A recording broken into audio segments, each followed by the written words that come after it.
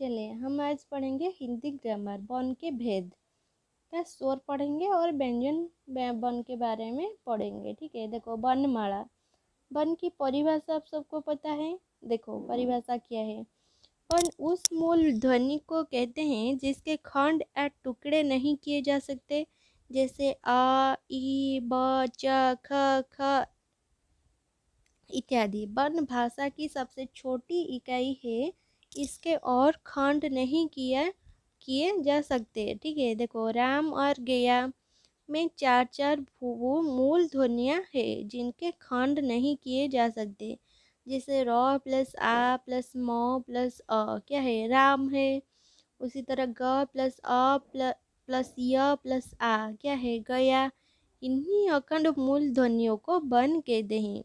हर वर्ण की अपनी लिपि होती है, लिपि को वर्ण संकेत भी कहते हैं। वर्ण के संकेत किससे कहते हैं, लिपि को कहते हैं। ठीक है, हिंदी में कितने वर्ण हैं, टोटल 52 वर्ण है। ठीक है, देखो वर्णमाला की परिभाषा। देखो हिंदी भाषा की सबसे छोटी इकाई ध्वनि होती है, इसी ध्वनि को ही वर्ण कहा जाता है। ठीक है, देखो वर्ण को व्यवस्थित करने के समूह को वर्णमाला कहते हैं।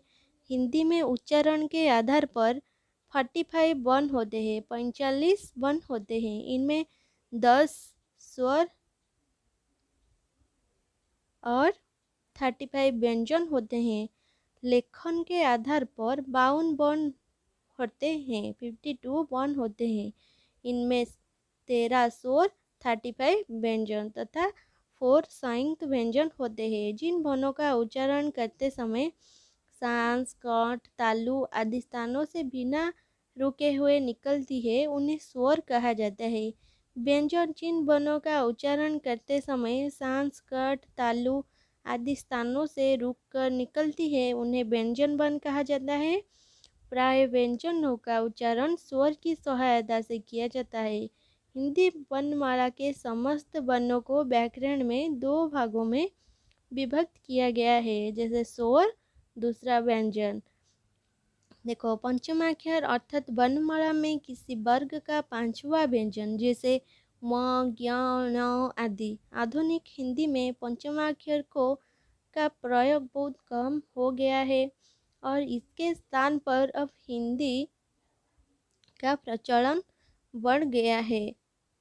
हिंदी का प्रचलन बढ़ गया है। देखो हिंदी वर्णमाला के समस्त वर्ण को व्याकरण में 2 भागों में विभक्त किया गया है, एक है स्वर और दूसरा है व्यंजन। देखो वर्ण के भेद क्या है, स्वर और व्यंजन है। देखो वर्ण के समुदाय की ही वर्णमाला कहते हैं।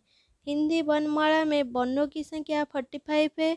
उच्चारण और प्रयोग के आधार पर हिंदी वर्णमाला के 2 भेद किए गए हैं, एक है स्वर व्यंजन और व्यंजन वर्ण। चलो देखते हैं स्वर वर्ण के बारे में। देखो वो ध्वनियाँ जो स्वतंत्र रूप से बोली जाए परंतु जिनका प्रयोग स्वतंत्र रूप से ना होकर मात्राओं के स्वरूप में हो, उसे स्वर कहलाते हैं। देखो हिंदी में स्वरों की संख्या कितना है, 11 है। ओ आ ई उ ऊ रू ए ऐ ओ ओ। ठीक है, स्वरों के मुख्यतः 2 भेद होते हैं, एक है ह्रस्व स्वर, दूसरा दीर्घ स्वर। चलो देखते हैं ह्रस्व स्वर क्या है। देखो ह्रस्व स्वर, देखो जिन शब्दों के उच्चारण में कम से कम समय लगता है उन्हें ह्रस्व स्वर कहते हैं। ठीक है, अ ई उ त्र रू इन्हीं मूल स्वर भी कहते हैं। ठीक है, देखो दीर्घ स्वर क्या है, जिन स्वरों के उच्चारण में ह्रस्व स्वर से दुगना समय लगता है उन्हें दीर्घ स्वर कहते हैं, जैसे आ ई उ ए ऐ ओ ओ। ठीक है, नेक्स्ट देखो व्यंजन। देखो व्यंजन वर्ण देखते हैं। जिन वर्णों के पूर्ण उच्चारण के लिए स्वरों की सहायता ली जाती है वो व्यंजन कहलाते हैं, अर्थात व्यंजन बिना स्वर की सहायता के बोली ही नहीं जा सकती। ठीक है, तो ये के किस पर डिपेंड करता है, स्वर व्यंजन के ऊपर डिपेंड करता है। ठीक है, और व्यंजन की संख्या कितनी है, 33 है।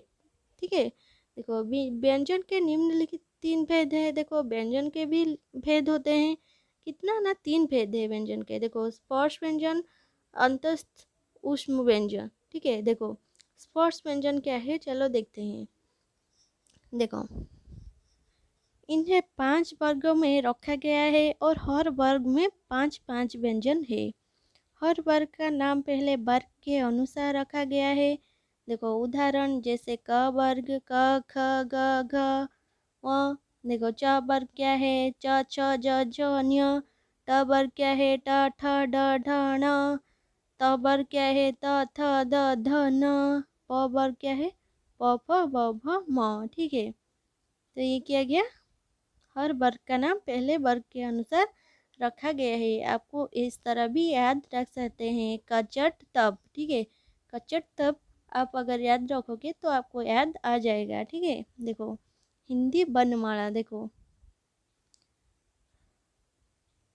ये तो हमने पढ़ा। देखो अंतस्थ वर्ण, देखो इनकी संख्या कितना है, 4 होती है। अंतस्थ वर्ण की 4 संख्या होती है। ठीक है, देखो य र ल व।